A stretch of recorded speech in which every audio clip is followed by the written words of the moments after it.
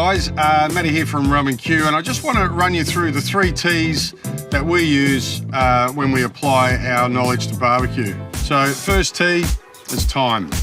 Make sure you leave yourself plenty of time. If you're budgeting for somewhere around the 8-hour mark, give yourself 10. Even if it's done in the 8 hours, that brisket's gonna benefit from 2 hours resting anyway. All I can say is make sure you give yourself plenty of time, because the hungry crowd will not forgive you. Okay, the second T is technique. So make sure you've got the right barbecue, you've got the right fuel, and you've got the right smoking wood.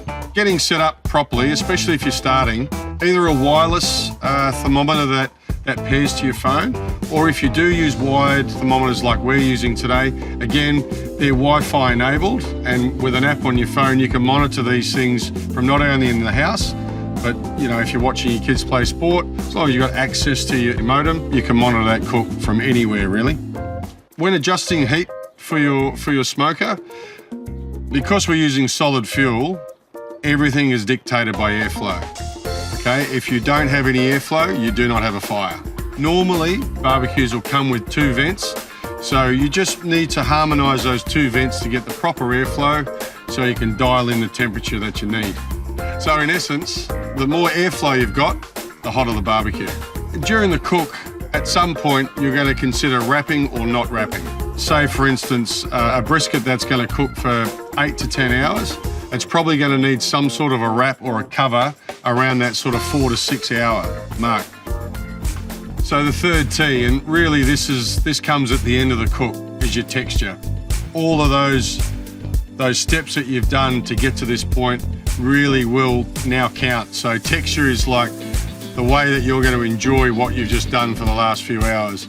And it's the way your family and friends are going to enjoy it as well. If that piece of meat's rubbery, you haven't really gone through the first 2 T's, and you haven't given yourself enough time, and you haven't followed a technique. So that texture really is the hallmark to a successful barbecue.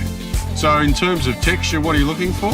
You want that piece of beef to just melt in the mouth. So when we cook a brisket, and we cook it well, you don't even need teeth to eat it.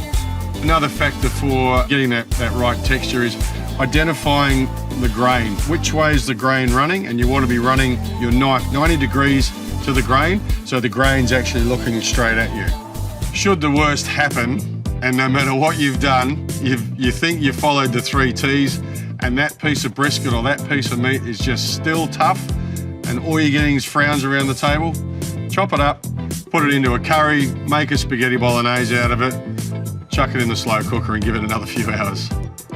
If you're new to this and you've never tried barbecuing or American low and slow stuff, do your research. Go and find yourself a local barbecue class, or get on the internet and find some instructional videos like the ones that we've made today.